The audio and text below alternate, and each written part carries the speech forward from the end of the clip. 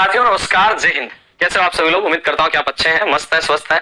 अपनी पढ़ाई को आप लोग निरंतर जारी रख पा रहे हैं। देखिएगा, एक बार फिर से आप सभी का स्वागत है आपके अपने इस परिवार में, नेवरी परिवार में। और स्वागत करने के लिए तैयार हमेशा की तरह आपका होस्ट, आपका दोस्त विजेंद्र सिंह नेवरी। अपना विश्व का भूगोल पूरा हुआ और विश्व के भूगोल के बाद में जैसा कि आपका था, आज अपना राजस्थान की राज्य व्यवस्था भी पूरी हो गई है। अब राजस्थान की राज्य व्यवस्था के बाद में अगला सब्जेक्ट जो है वो अपन कल स्टार्ट करने वाले हैं। क्या होगा वो तो मैं बताऊंगा, लेकिन विश्व के भूगोल के बाद में जो अगला विषय आपका प्रारंभ हुआ है वो है भारत का भूगोल। विश्व के भूगोल को लेकर के आपके जितने भी डाउट थे वो सारे क्लियर हुए और उसके बाद में आज से अपना सेशन चलने वाला है इंडिया ज्योग्राफी का, भारत के भूगोल का। बिल्कुल निःशुल्क चलने वाला है, जिसके लिए आप शुल्क चुकाते हैं, मोटी मोटी फीस चुकाते हैं, वो आपको नहीं चुकानी है। हाँ, फर्क इतना है कि यहाँ गुणवत्ता के साथ कोई समझौता किया नहीं जा रहा है और बिल्कुल टू द पॉइंट सीधी बात, नो बकवास में अपनी क्लासें चल रही है और सुपर फास्ट स्पीड तरीके से चल रही है। तो आइएगा प्रारंभ करते हैं अपन बिना किसी देरी के, सीधी सीधी बातें। अपन पढ़ने वाले क्या है, क्योंकि जैसा कि आप जानते हैं अपना मिशन मास्टर चल रहा है। हर घर से अपन मास्टर बनाने का प्लान लेके हुए हैं। अब बनेंगे मास्टर और बनकर रहेंगे मास्टर, लेकर रहेंगे बोनस, लेकर रहेंगे तो लेकर रहेंगे। अब हमें कोई रोक नहीं सकता। जब ठान लिया तो ठान लिया, फिर हार क्या फिर जीत क्या।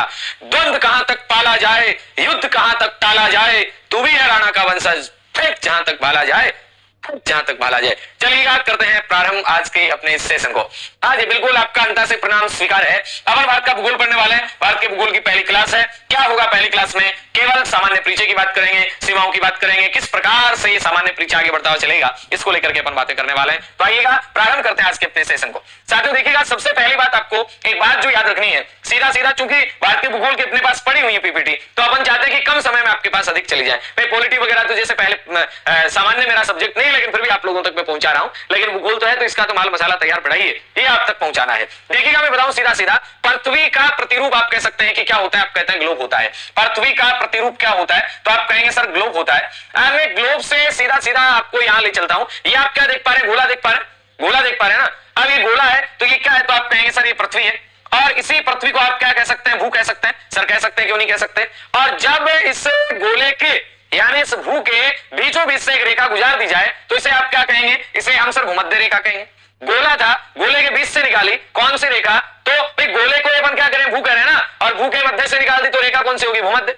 अब गोले का आधा हिस्सा ये रह गया गोलार्ध, गोले का आधा हिस्सा गोलार्ध, ये उत्तरी गोलार्ध, ये दक्षिणी गोलार्ध। और अगर इसी गोले के आधे हिस्से अपन यूं बना ले तो ये पश्चिमी गोलार्ध और ये पूर्वी गोलार्ध। क्योंकि दिशा ज्ञान आपको होना जरूरी है। क्या होना जरूरी है? दिशा ज्ञान आपको होना जरूरी है। एक बार आप टेलीग्राम में शेयर कर दें, व्हाट्सएप पे शेयर कर दें, अपने सभी साथियों तक इस मुहिम को पहुंचा दें, क्योंकि सब पढ़ेंगे सब बढ़ेंगे का ये जो अपन ने एक मिशन ठाना है, हर घर से मास्टर बनाने का मिशन लिया है, ये सब तक पहुंचाना आपकी जिम्मेदारी बन जाती है। चलिएगा, मैं आगे बात करता हूं। अब दो शब्द आपके सामने आते हैं। एक शब्द आता है अक्षांश और एक शब्द आता है देशांतर। अक्षांश और देशांतर के बारे में मैं आपको सीधी सीधी बताऊं। भाई आपने यहां पर क्या देखा? आपने यहां पे गोला देखा और गोले के साथ में आगे और बात कर लूं, भाई ये अपने पास क्या है, तो आप कहेंगे सर ये अपने पास पूरी पृथ्वी है।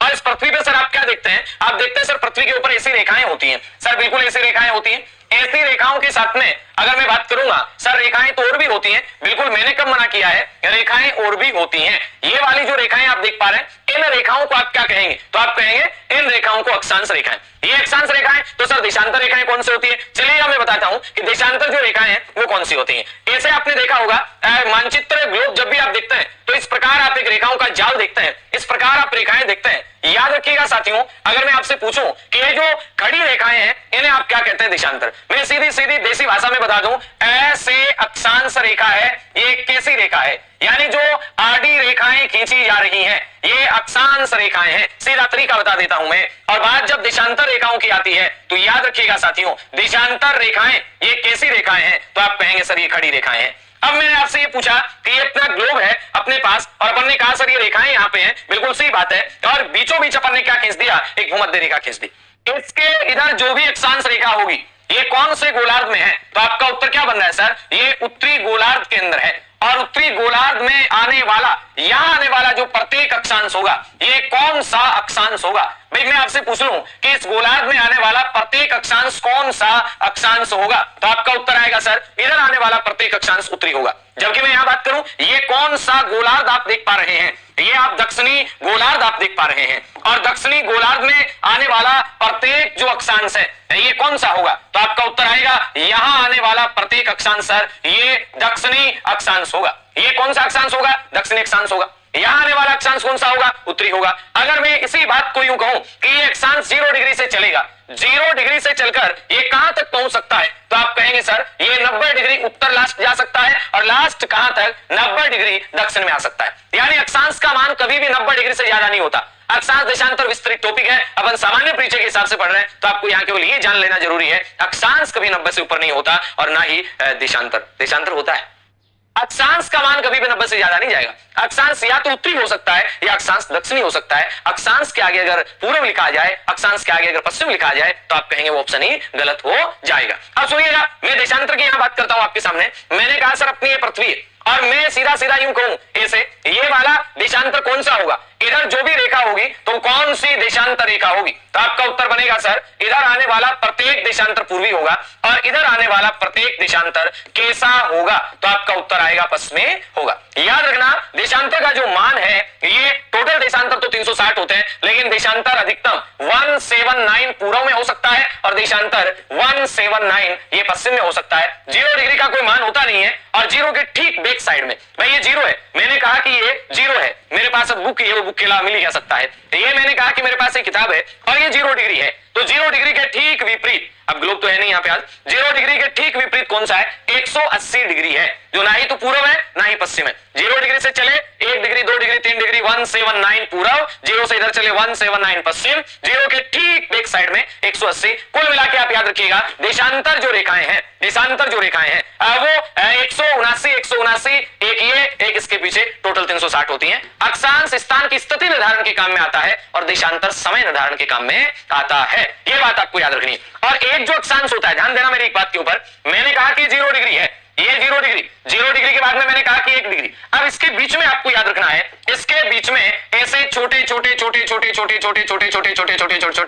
कितने टुकड़े होते हैं? 60 होते हैं। जैसे मैंने कहा कि 0 डिग्री और 30 मिनट, जैसे मैंने कहा 0 डिग्री और 55 मिनट, जैसे मैंने कहा 0 डिग्री और 59 मिनट, इसके बाद में 1 डिग्री आएगा, इसके बाद में फिर चलेंगे तो 1 डिग्री और 59 मिनट के बाद में फिर यहाँ पे कितने डिग्री आएगा? 2 डिग्री। 1 डिग्री अक्षांश में 60 मिनट होते हैं, समय वाले मिनट नहीं है, ये सामान्य 60 मिनट, डिग्री से नीचे वाला माप है ना, 60 मिनट, याद रखिएगा। चलें आगे चलते हैं।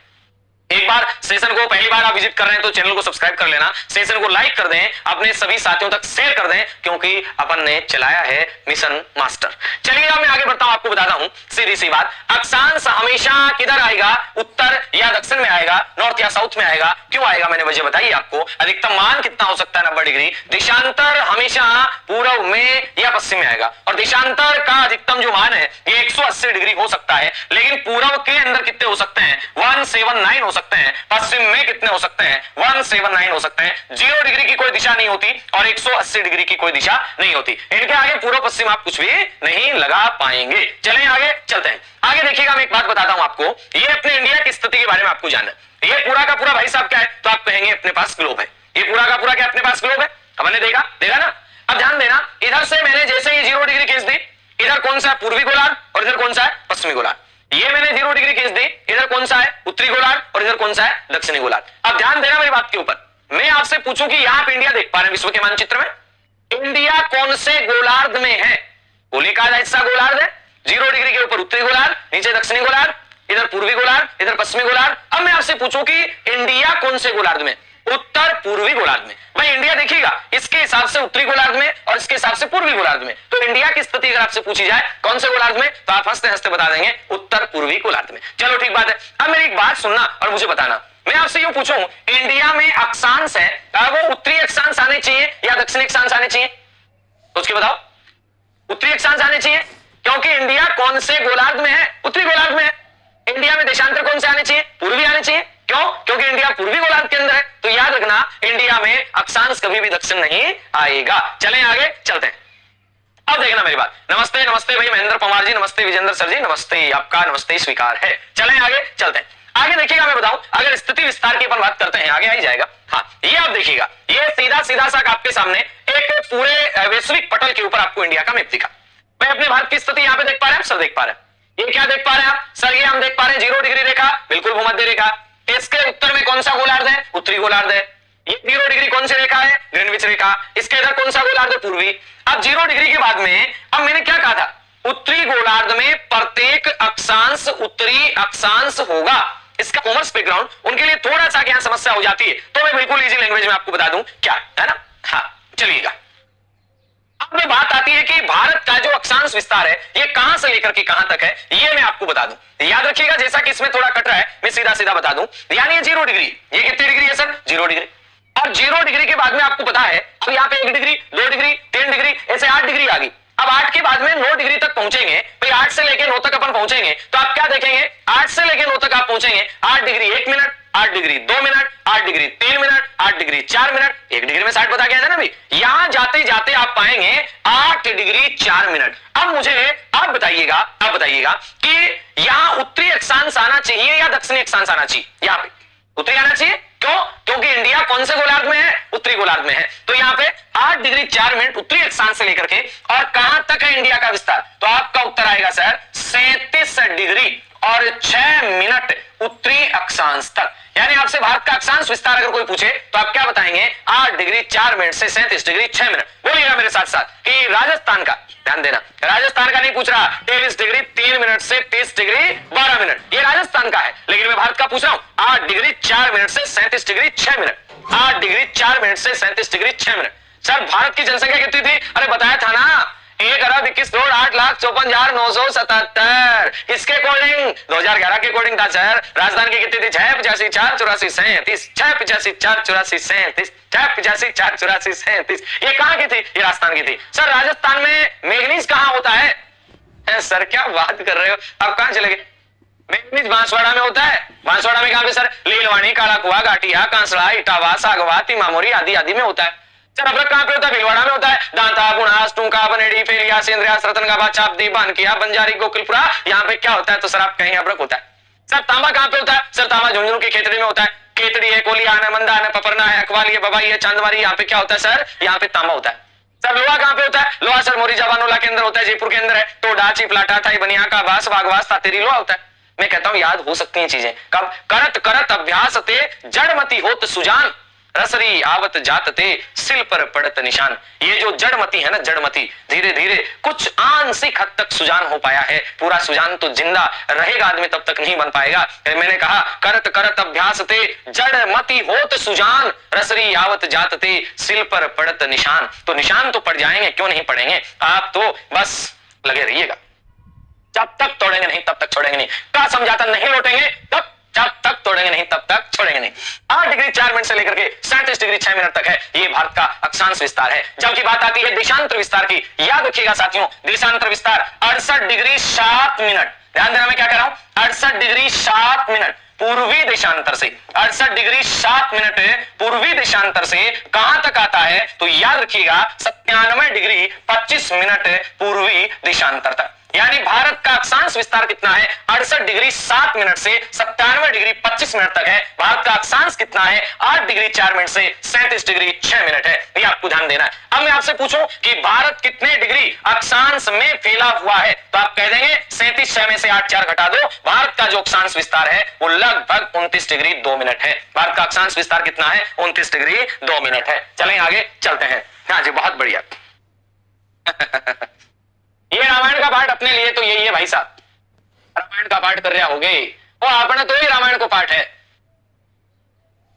चला के चला आगे देखेगा, मैं आपको बताता हूं और क्या प्रश्न बन सकते हैं। तो राजस्थान का अक्षांश विस्तार अगर आपसे पूछा जाए, स्लाइड थोड़ी कट गई मैं लिख देता हूं, भाई राजस्थान का नहीं भारत का, तो याद रखिएगा भारत का अक्षांश विस्तार, मेरे साथ साथ एक बार बोलिएगा, भारत का अक्षांश विस्तार ये कहां से लेके कहां तक है। सीधा सीधा सा आपसे पूछा जाए तो आप क्या कहेंगे, भारत का अक्षांश विस्तार 8 डिग्री 4 मिनट उत्तरी अक्षांश से 37 डिग्री 6 मिनट उत्तरी अक्षांश तक है। बात आती है कि भारत का देशांतर विस्तार कितना है, याद रखिएगा भारत का देशांतर विस्तार कितना है, तो आपका उत्तर क्या आएगा सर, भारत का देशांतर विस्तार है ये आ जाएगा 68 डिग्री 7 मिनट से 68 डिग्री 7 मिनट पूर्वी देशांतर से। पूर्वी देशांतर का मतलब आप ये लिख सकते हैं ना, 68 डिग्री 7 मिनट पूर्वी देशांतर से 97 डिग्री 25 मिनट पूर्वी देशांतर, 68 डिग्री 7 मिनट पूर्वी देशांतर से 97 डिग्री 25 मिनट पूर्वी देशांतर तक क्या है, तो आपका उत्तर आएगा ये भारत का कैसा विस्तार है, तो आप कहेंगे देशांतर विस्तार है।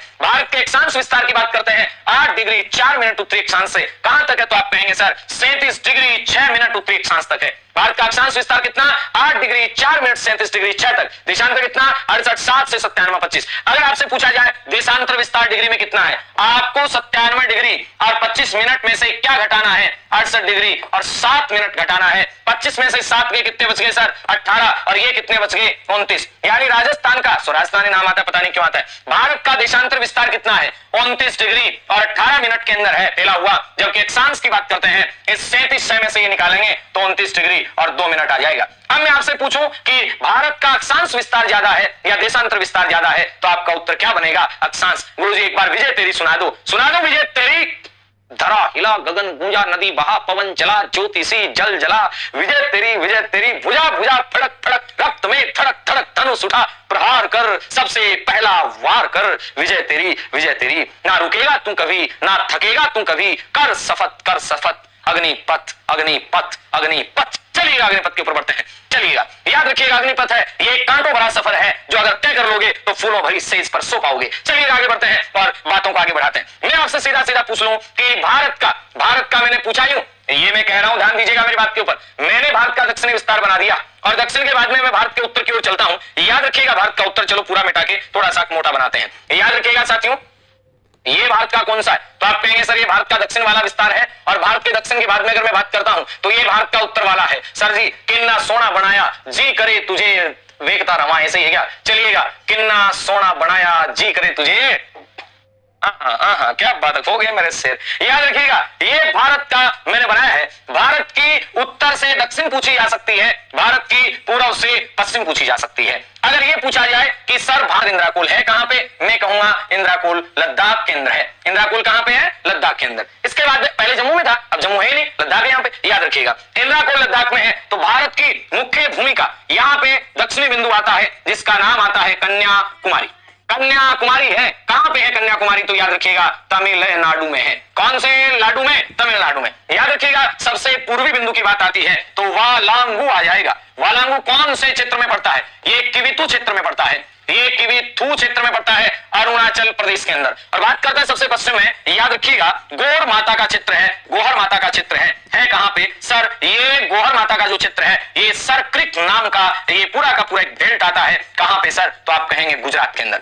याद रखना साथियों सीधा सा प्रश्न है, भारत का सबसे उत्तरी बिंदु कौन सा है, तो आप कहेंगे इंद्राकुल। भारत का मुख्य भूमि का दक्षिणी, ध्यान देना मैंने एक शब्द काम में लिया है, मुख्य भूमि का दक्षिणी बिंदु, तो कन्याकुमारी आ जाएगा। और भारत का दक्षिणतम पूछ लिया जाए यानी और नीचे कौन सा है, तो मैं आपको बता देता हूं यहां पे इंदिरा पॉइंट आता है। इंदिरा पॉइंट जो अंडमान निकोबार के दक्षिण में आएगा, इसी इंदिरा पॉइंट को आप क्या कह सकते हैं, पिग्मेलियन पॉइंट कह सकते हैं। इंदिरा पॉइंट का ही दूसरा नाम क्या आता है, पिग्मेलियन पॉइंट आता है। इसी पॉइंट को आप क्या कह सकते हैं, इसे ही आप पार्सन पॉइंट के नाम से जान सकते हैं। याद रखिएगा ये भारत का दक्षिणतम बिंदु है। दक्षिणतम का मतलब इससे दक्षिण में भारत का कोई नहीं, ये अंडमान निकोबार के अंदर आता है। अब बात करते हैं भारत की उत्तर से दक्षिण। भारत की उत्तर से दक्षिण लंबाई कितनी है, याद रखिएगा 3214 है। भारत की उत्तर से दक्षिण लंबाई कितनी, 3214। जबकि भारत की पूर्व से पश्चिम अगर आपसे पूछ ली जाए तो बताइएगा जरा, मेरी टेक्निकल टीम होशियार हुई आजकल, कितने हैं, 2933 किलोमीटर है। कितने हैं, तो याद रखिएगा 2933 किलोमीटर है। अरे आपका जोश कहां गया, मैं मिशन मास्टर के हर उस बंदे के अंदर देखना चाहता हूं कि नेवरी सर की आत्मा बोल रही कि नहीं बोल रही। फटाफट से शेयर कर दे मन लगा के। देखिएगा ईमानदारी से जब कोई आपके साथ खड़ा होता है, पूरी शिद्दत के साथ जब पढ़ाता है, उसे अच्छा तभी लगेगा जब आप उसका साथ पूरी ईमानदारी के साथ देंगे, है ना।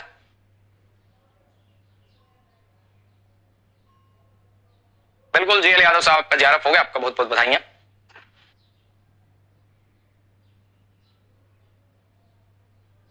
नमस्कार नमस्कार। चलिएगा आगे देखिएगा तो उत्तर वाला 3214 और पूर्व से पश्चिम याद रखिएगा 2933 है। ये सीधी सी बात आपको याद है, रख लेनी है। अब देखिएगा मैं आपको बताता हूं आगे, जैसा कि आपको बताया भाई एक बात मुझे समझ नहीं आई। क्या नहीं आई, भारत का देशांतर विस्तार कितना था, ये वाला देशांतर विस्तार भारत का कितना था, अरे बताओ मुझे, देशांतर भारत का कितना था, 29 से 18। भारत का अक्षांश कितना था, 29.2। अब इस हिसाब से तो ये वाली लंबाई क्या होनी चाहिए, कम, 29.2 है, कम होनी चाहिए। ये वाला 29.18 ज्यादा होनी चाहिए, लेकिन भैया गोल गोल भूगोल है। ये तो 29.33 हो रही है, ये 32.14 हो रही है। ऐसा क्यों हो रहा है, ऐसा इसलिए हो रहा है क्योंकि दो देशांतरों के बीच, ध्यान देना, दो देशांतर जो रेखाएं हैं, जैसे ये देशांतर रेखा, ये, इसके बीच में यहां पे दूरी ज्यादा है, यहां पे थोड़ी कम हुई, यहां पे थोड़ी कम हुई, यहां पे थोड़ी कम हुई, यहां पे थोड़ी कम हुई, यहां पे थोड़ी कम हुई, यहां पे तो मिली गई। यानी देशांतरों के बीच में दूरी भूमध्य रेखा से ध्रुवों की ओर जाने पर कम होती है, अक्षांशों के बीच में दूरी समान रहती है। इसका कारण यह है कई बार देशांतर विस्तार ज्यादा होता है फिर भी दूरी कम होती है। जैसे मान लो यहाँ 3 डिग्री देशांतर विस्तार हो जाए तो भी क्या फर्क पड़ जाएगा, यहाँ का तो 1 डिग्री अक्षांश ही बहुत है। इसको कहने का मतलब देशांतर विस्तार तो भारत का ज्यादा है लेकिन भारत की चौड़ाई ज्यादा नहीं है, वो 29-33 है। भारत का अक्षांश विस्तार तो कम है, 29-2 ही है, लेकिन भारत की लंबाई ज्यादा है, वो कितनी है सर, 3214 किलोमीटर है। तो एक बिंदु बताया है, बाकी सब्जेक्ट में आता है ऐसा, यहाँ नहीं आता है ना। चलें आगे चलते हैं, बहुत बढ़िया। अब बात आती है भारत का सबसे उत्तरी बिंदु कौन सा है। अच्छा बनाया हुआ था क्या, चलो कोई बात नहीं। लद्दाख के अंदर इंद्राकोल आ जाएगा, भारत का दक्षिणी बिंदु तमिलनाडु में कन्याकुमारी आ जाएगा, भारत का पश्चिमी बिंदु गौहर माथा के अंदर सरक्रिक आ जाएगा, इसके बाद में वालांगू की विथु में आ जाएगा, अरुणाचल प्रदेश के अंदर। चलिएगा चलते हैं आगे। आगे बात आती है भारत का सबसे पूर्वी बिंदु, तो आपने बताया पश्चिमी बताया, उत्तरी बताया, दक्षिणी बताया, लेकिन भारत का दक्षिणतम बिंदु की बात करते हैं तो याद रखिएगा दक्षिणतम लिखा है, दक्षिणतम लिखा है, पिग्मेलियन पॉइंट है, पार्सन पॉइंट है, इंदिरा पॉइंट है, इंद्राकोल वहां पे आ जाता है। बात आती है कहां पे है सर, अंडमान निकोबार केंद्र है। इसमें भी पूछा जाए तो निकोबार केंद्र है, इसमें भी पूछा जाए तो क्या है, तो आप कहेंगे निकोबार केंद्र है। चलें आगे चलते हैं,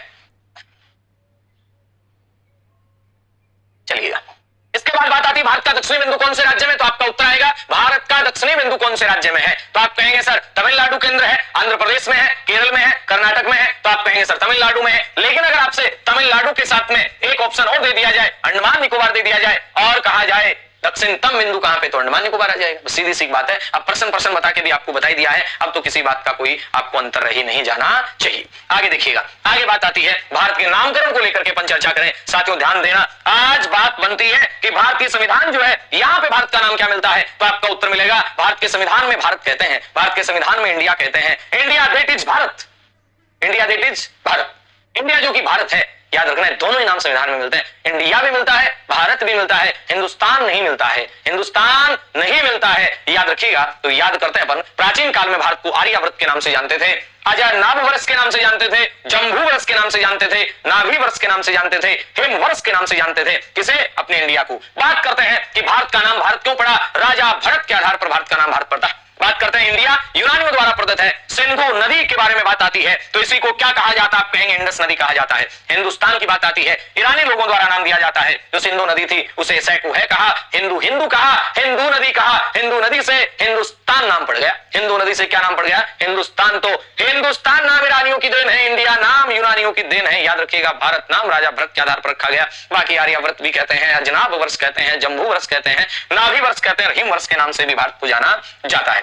अब इसके बाद में बात आती है सीधा सीधा क्षेत्रफल, सीमा आगे आएगा कहीं ना कहीं रे क्षेत्रफल। याद रखिएगा सीधा सीधा विश्व का क्षेत्रफल कितना है, 51 करोड़ वर्ग किलोमीटर। विश्व का क्षेत्रफल कितना, 51 करोड़ वर्ग किलोमीटर। याद करना, क्षेत्रफल के लिहाज से विश्व का सबसे बड़ा देश कौन सा है सर, रूस है। तो आपको एक ही लाइन याद करनी है, मेरे साथ बोलोगे क्या, बोल बच्चा बोलेगा, बोलेगा सीधा सीधा याद करो, रुक चीन अब आ गया है भारत। क्या याद करना है, रुक चीन अब आ गया है भारत। क्या याद करना है, बोलो मेरे साथ साथ, रुक चीन अब आ गया भारत। क्या याद करना है, बोलिएगा मेरे साथ, रुक चीन अब आ गया है भारत, रुक चीन अब आ गया भारत। याद कर लीजिएगा मेरी बात, रुक चीन अब आ गया भारत। यानी रूस 1 नंबर पे आता है, कनाडा 2 नंबर पे आता है, चीन 3 नंबर पे आता है, अमेरिका 4 नंबर पे आता है, ब्राजील 5 नंबर पे आता है, आ गया ऑस्ट्रेलिया 6 नंबर पे आता है। कौन आ गया, भारत आ गया। भारत क्षेत्रफल में साथ दे रहा है, भारत क्षेत्रफल में साथ दे रहा है। याद रखना, क्षेत्रफल में साथ है तो साथ है। क्षेत्रफल में भारत कौन से नंबर पे आता है, 7वें नंबर पे आता है। और अगर मैं जनसंख्या की बात कर लेता हूं तो जनसंख्या के अंदर तो हम दो, हमारे दो वाली बात तो है, लेकिन फिर भी भारत कौन से नंबर पे आता है, दूसरे पे। तो आप कहेंगे सर जनसंख्या में पहले नंबर पे कौन आता है, जनसंख्या में पहले पे चीन आ जाता है। वो हमारे बाबा 2023 में ऐसा बताया जा रहा है कि भारत 1 नंबर पे आ जाएगा और चीन दूसरे नंबर पे चला जाएगा। चीन के अंदर बच्चे पैदा नहीं हो रहे हैं, चिंता का विषय बना हुआ वहां की सरकारों के लिए। भारत में रुक नहीं रहे। याद रखिएगा, रुक चीन अब आ गया है भारत। याद रखिएगा सीधा, रुक चीन अब आ गया है भारत। रूस है, कनाडा है, चीन है, अमेरिका है, ब्राजील है, ऑस्ट्रेलिया और भारत है। 7वें नंबर पे आपका भारत आता है। याद रखिएगा। चलें आगे चलते हैं। आगे देखिएगा, बात आती है भारत के क्षेत्रफल की। अगर बात कर रहे हैं, भारत का क्षेत्रफल याद है वैसे तो आपको 32,87,263 वर्ग किलोमीटर। इंडिया का क्षेत्रफल कितना है? 32,87,263 वर्ग किलोमीटर। बोलिए एक बार मेरे साथ, भारत का क्षेत्रफल कितना है? 32,87,263 वर्ग किलोमीटर ये इंडिया का क्षेत्रफल है। चलें आगे चलते हैं।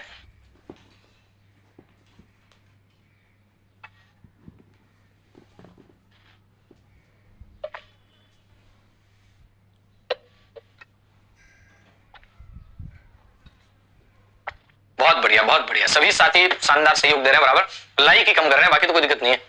लाइक कम कर रहे हैं, क्या करेंगे? पानी पिलाएंगे इनको। याद रखिएगा, भारत का क्षेत्रफल सीधा सीधा पूछा जाए तो कितना? 32,87,263 वर्ग किलोमीटर है। कितना है? 32,87,263 वर्ग किलोमीटर है भारत का क्षेत्रफल। याद रखना है सीधा सीधा सा। विश्व के क्षेत्रफल में भारत का योगदान कितना है? तो आप कहेंगे 2.4 है। विश्व की जनसंख्या में कितना है? 17.5 है। याद रखना, स्थान कौन सा है? 7वां है। जनसंख्या की दृष्टि से आपको बताया भारत का स्थान दूसरा है। कई बार ऐसा आ जाता है क्रमशः, क्रमशः में आ जाए तो याद रखिएगा कैसे आप कर पाएंगे। चलें क्या? इंदिरा पॉइंट भारत का मुख्य भूमि नहीं है ना, वहां से मान लेंगे कहां दिक्कत आ रही है। भारत के 28 राज्यों में सबसे बड़ा राज्य कौन है? आपको एक ही बात याद रखनी है, राम महान है जो यूपी से है। बड़ा बड़ा कौन है? राम का नाम है, अल्लाह का नाम है, ईश्वर का नाम है, गॉड का नाम है। बड़ा बड़ा तो याद रखो, राम का नाम है, राम महान है, राम महान है। राम महान है जो यूपी से है, राम महान है जो यूपी से है। राजस्थान, मध्य प्रदेश, महाराष्ट्र और उत्तर प्रदेश, याद कर लो, राम महान है जो यूपी से है। राजस्थान, मध्य प्रदेश, महाराष्ट्र, उत्तर प्रदेश। राजस्थान, मध्य प्रदेश, महाराष्ट्र, उत्तर प्रदेश है। ये तो हो गए ज्यादा, लेकिन कम की बात आए तो कम की बात आती, छोटे की बात आती। छोटे छोटे व्यापारियों को बिगाड़ के रख दिया जीएसटी ने, छोटे छोटे व्यापारियों को बिगाड़ के रख दिया जीएसटी ने। जीएसटी का मतलब गुड्स एंड सर्विस टैक्स नहीं है बच्चा, जीएसटी का मतलब है गोवा सिक्किम त्रिपुरा, गोवा सिक्किम त्रिपुरा। जीएसटी का मतलब गोवा सिक्किम त्रिपुरा। जीएसटी का मतलब क्या है? गोवा सिक्किम त्रिपुरा, गोवा सिक्किम त्रिपुरा नागालैंड, ये है जीएसटी। गोवा सिक्किम त्रिपुरा और नागालैंड। जीएसटी की होगी नाना नाना ना, जीएसटी की है नाना नाना ना, जीएसटी की गोवा सिक्किम त्रिपुरा नागालैंड, गोवा सिक्किम त्रिपुरा नागालैंड। बात आती है यहाँ पे आपका राजस्थान, मध्य प्रदेश, महाराष्ट्र, उत्तर प्रदेश। राजस्थान, मध्य प्रदेश, महाराष्ट्र, उत्तर प्रदेश। गुरुजी मैडम जी से मिला दो क्लास में, पढ़ लो चुपचाप। मैडम जी मिलाऊंगा था बाद में, मैडम जी का 1 मिनट को टाइम को नहीं है। चला पे चला, तो राजस्थान, मध्य प्रदेश, महाराष्ट्र, उत्तर प्रदेश है। इसके बाद में बात आती है गोवा सिक्किम त्रिपुरा और नागालैंड। चले आगे चलते हैं। अब देखिएगा, जनगणना तो वैसे होनी तो 2021 में थी है ना, आगे जाने थे, कोरोना की वजह से लेट चल रहा है सिस्टम, और अभी तक तो जैसे कोई ऐसा प्लान अभी चल नहीं रहा है, ग्रामीण स्तर के ऊपर आया नहीं अभी, है ना।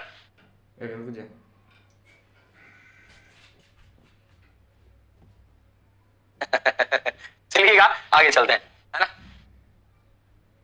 देखिएगा, एक बात मैं बता देता हूं, कहीं से एक साथी आप में से नाराज होते हैं कमेंट का रिप्लाई नहीं देने के लिए। तो देखो, कमेंट का अगर रिप्लाई देंगे तो फिर ये क्लास डिस्टर्ब हो जाएगी अपनी। इसलिए मैंने क्लास की थीम में क्या रखा था? सीधी बात, नो बकवास, है ना। कमेंट के अंदर फिर मिले जुले से कमेंट आते हैं, फिर वो रिप्लाई देते हैं तो थोड़ा मुझे अच्छा नहीं लगता है ना।